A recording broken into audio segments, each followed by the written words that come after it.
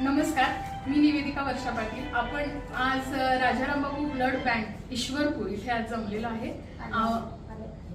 Giants group of Ishwarpur pearl यांच्या मार्फत आज ॲडव्होकेट दिग्विजय बांगी सरांचा आज इथे सत्कार होतोय आणि या समारंभासाठी आपण सगळेजण इथे एकत्र आहोत। आमच्या सोबत डॉक्टर सुवर्णा माळी मॅडम आहेत, माळी सर आहेत आणि आमचा सगळा जायंट्स ग्रुप ऑफ ईश्वरपूर पर्लचा सगळे मेंबर्स आम्ही इथे आहे। तर आपण थोडंसं सरांना विचारूया की आज त्यांचं 100वे रक्तदान इथे झालेलं आहे, तर त्यांच्या भावना आपण थोडक्यात जाणून घेऊया।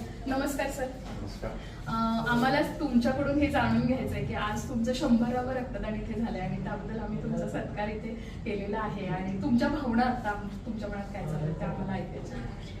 फर्स्ट ऑफ ऑल मराठी तेवढं येत नाहीये, तरी पण सांगतो की 100 असल्यामुळं सगळ्यांनी मिळून माझा सत्कार केला, ह्याच्याबद्दल आपलं सगळं धन्यवाद, थँक्यू।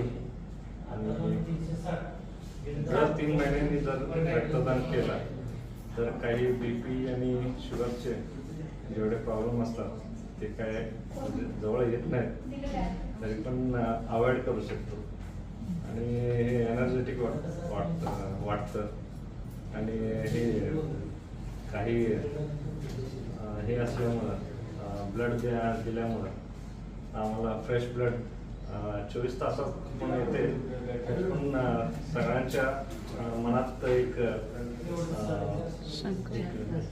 भीती आणि किंवा शंका असते की ब्लड दिल्यामुळं आम्हाला काही आजार वगैरे येतात। तसं काही नाही नसतंय।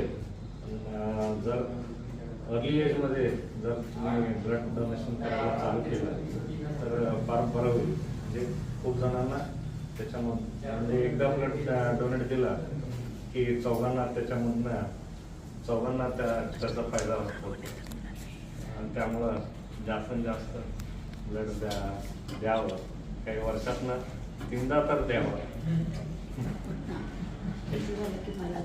आताच आपण ऐकलं सरांकडून की सरांनी आज 100वे रक्तदान केले आणि त्यांनी असं सांगितलंय की यंग स्टेजमध्ये, अर्ली स्टेजमध्ये जर तुम्ही रक्तदान करायला चालू केलं तर ते तुमच्या शरीरासाठी चांगलं असतं आणि हा त्यांचा जो संदेश आहे तो आपण सगळ्यांपर्यंत पोहोचवतोय। यानंतर मी सुवर्ण माळी मॅडमशी संपर्क साधते।